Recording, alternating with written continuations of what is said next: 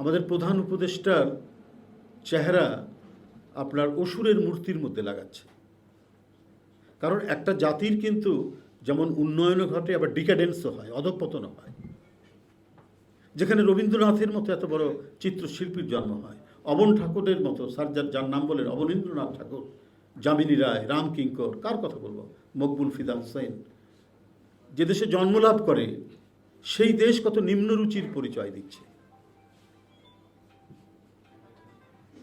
যে বাংলাদেশের প্রধান উপদেষ্টা, আপনার সাথে আমাদের কিসের এমন যায় আসে?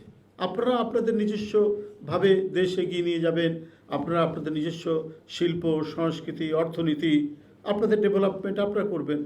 তো আপনারা পার্শ্ববর্তী একটা দেশের কে ভালো কে মন্দ আপনারা বিচার করার কে?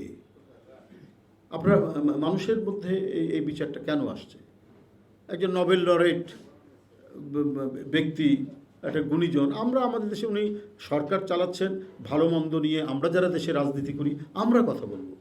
আর আপনারা অসুরের মূর্তির মধ্যে ডক্টর ইউনূস সাহেবের চেহারা বসাচ্ছেন এবং পৃথিবীর অন্যান্য রাষ্ট্রনায়কদের আপনার চেহারা বসাচ্ছেন। যখন এই যে অধঃপতন শুরু হয়, যে দেশে আমি আগেও বলেছি অবন ঠাকুর, যামিনী রায়, রাম কিঙ্করের জন্ম লাভ করে, সেখানে যখন এই পরিস্থিতি হয় বুঝতে হবে রাজনীতিতে সেখানেও একটা অবক্ষয় চলছে। মোদির নেতৃত্বে